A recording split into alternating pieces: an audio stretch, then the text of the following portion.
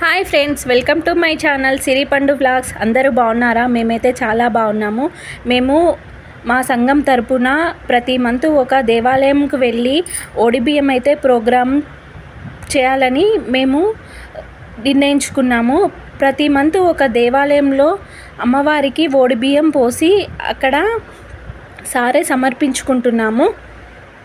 మా గ్రూప్లో వచ్చేసి 30 మంది వరకు ఉన్నారు. అందరము ఒకేటే దగ్గర ఓడిబియ్యం కలిపి పూలు పండ్లు నైవేద్యం తీసుకొని వచ్చి అమ్మవారికి అయితే ఓడిబియ్యం పోస్తున్నాము. మా దగ్గర ఉన్న అయ్యప్ప స్వామి టెంపుల్లో అన్నపూర్ణ సహిత కాశీ విశ్వేశ్వర ఆలయము, రమా సహిత సత్యనారాయణ దేవ ఆలయాలు అయితే కొలువై ఉన్నారు. ఇక్కడ అందరూ కలిసి ఓడిబియ్యం కలిపి అమ్మవారికి పూలు పండ్లు గాజులు చీరతో మేమైతే అమ్మవారికి తీసుకొని వెళ్తున్నాము. ఈ విధంగా ప్రతి మంత్ ప్రతి ఒక్క దేవాలయంలో మాత్రం మేము నిర్వహించుకుంటున్నాము. అందరము కలిసికట్టుగా మేమైతే నిర్వహించుకుంటున్నాము. మా గ్రూప్ ఉద్దేశం ఏమిటంటే, ఇప్పుడున్న బిజీ షెడ్యూల్లో అరుదుగా గుళ్ళకి వెళ్ళడం జరుగుతుంది. కాబట్టి ఈ విధంగా ప్రతి మంత్ అందరము కలిసికట్టుగా వెళ్ళి అమ్మవారికి ఓడిబియ్యం పోయడం వల్ల మన హిందూ సాంప్రదాయాన్ని అయితే మేము కాపాడుకున్నట్టు ఉంటుంది అనేసి మేమైతే ఈ నిర్ణయం తీసుకున్నాము. మనం దైవికంగా ముందుకు రావడం కోసమే ఈ నిర్ణయం తీసుకున్నాము. అందరం కలిసి ఇలా ఒకరి తర్వాత ఒకరము ఓడిబియ్యం అయితే సమర్పించుకుంటున్నాము. ఇలా ఓడిబియ్యం పోసిన తర్వాత పారాయణం కూడా చేస్తున్నాము. ఇలా అందరము కలిసికట్టుగా చేయడం వల్ల మన సనాతన ధర్మం యొక్క ఆచార వ్యవహారాలు మన ముందు తరాలకైతే అందించగలుగుతామని మేము అనుకున్నాము. మన హిందూ సాంప్రదాయాలను విదేశాలలో కూడా అనుసరించగలుగుతున్నారు. అదే మన హిందూ తత్వానికి ఉన్న గొప్పతనము. మనము ఒక్కరమే గుళ్ళలకు వెళ్ళలేకపోతున్నాము. కాబట్టి ఇలా కలిసికట్టుగా వెళ్ళి ఓడిబియ్యం ప్రోగ్రాం అయితే నిర్వహించుకుంటున్నందుకైతే మాకు చాలా బాగా అనిపిస్తుంది. ఆడవాళ్ళు ఇంటికే పరిమితం కాకుండా ఇలా నిర్వహించడం వల్ల వేరే వారికి కూడా ఆదర్శప్రాయంగా మేము ఉండగలుగుతున్నాము. మన హిందూ సాంప్రదాయంలో ఓడిబియ్యంకున్న ప్రాధాన్యత అంతా ఇంత కాదు. చాలామంది ఆడవాళ్ళు ఇళ్ళకే పరిమితమై కాకుండా ఇలా చేయడం వల్ల హిందూ సాంప్రదాయాన్ని మెరుగుపరిచినట్టు అవుతుంది. మేమైతే అందరము సాంప్రదాయ దుస్తులతో అయితే వెళ్తున్నాము. మన హిందువులలో కూడా చాలామంది మన సాంప్రదాయాలు తెలియని వారు కూడా ఉన్నారు. మన సాంప్రదాయాలన్నీ మన భావితరాల వారికి అందజేయడమే హిందూ ధర్మం యొక్క ఉద్దేశము. మనకు తెలిసిన ఆచార వ్యవహారాలు ఇతరులకు తెలియజేయడం వల్ల వాళ్ళు చాలా స్పోర్టివ్గా తీసుకుంటారు.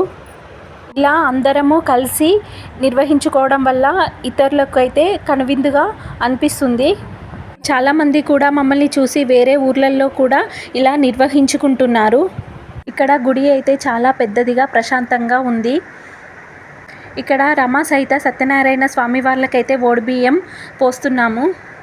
అన్నింటి దగ్గర ఒక్కరే ముందుకు కాకుండా ఒక్కో దగ్గర ఒక్కొక్కరిని ముందుగా ఉంచేసి పోస్తున్నారు. ఒక దగ్గర ఒకరు ముందుగా వెళ్ళి చీర వేసి పోస్తే ఇంకో దగ్గర ఇంకో వాళ్ళకి ఛాన్స్ ఇస్తున్నారు.